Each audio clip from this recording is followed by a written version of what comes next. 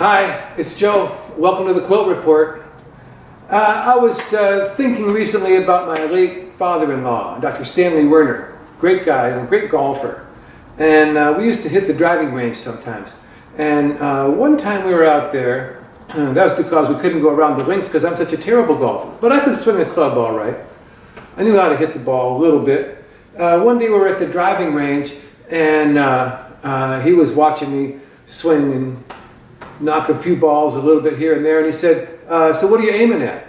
And I said, I'm not aiming at anything, I'm just trying to hit the ball out there somewhere. He said, you're never going to get any place like that, you got to know what you're aiming at. He said, pick the 50-yard marker, the 100-yard marker, the 150-yard marker, whatever it is, and you try to hit that. Well, when you tell people that you're an improvisatory quilt maker, they often get the idea that you're just sewing things together. You're just swinging the club and you're just trying to hit something somewhere. You're just trying to put things together any old way you can. Well, it's not exactly true. What is true is that you have a plan before you start. You have an idea of what you want to do. At least that's the way I work. I had an idea for this quilt top, which was under the ice. There's a great number of things that could be under all different kinds of ice, right? And I started cutting and sewing things together. Now I'm a lucky guy. I have great fabric here. This is by John Carden, great fabric dyer from Rhode Island. This big beautiful piece here I promised to use as intact as I could by my friend Pat Pauley, the brilliant fabric designer and quilt maker. Some yukata cotton given to me by my friend Patricia Bellier. Little olive green from Bonnie Morley's collection, and some stuff that I bought. Now, people often think that the beautiful fabric is going to make a beautiful quilt. It's not the case as far as I'm concerned. It's not these fabrics that are making the quilt, whether it's beautiful or not, that's up to you to decide.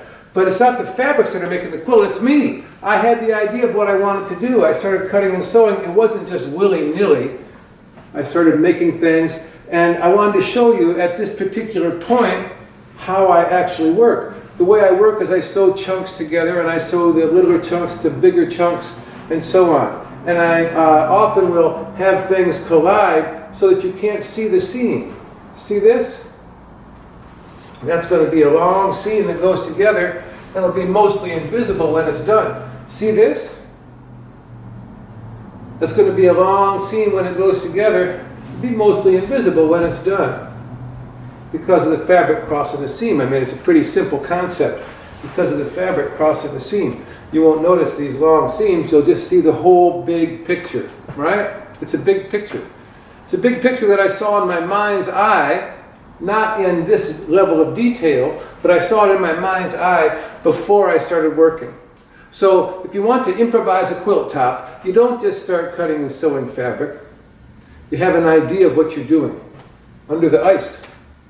It could be on the horse's back. It could be through a dirty window. It could be what my feet felt like in the creek on the rocks. It could be anything you can think of, but you need a plan before you start. Then you start cutting and sewing. Littler chunks to bigger chunks to bigger chunks. And eventually, there you go. You're going to have the whole thing done. I'm going to have it done in about 5 minutes. Well, by the end of the hour. Thanks for stopping by. Talk to you later.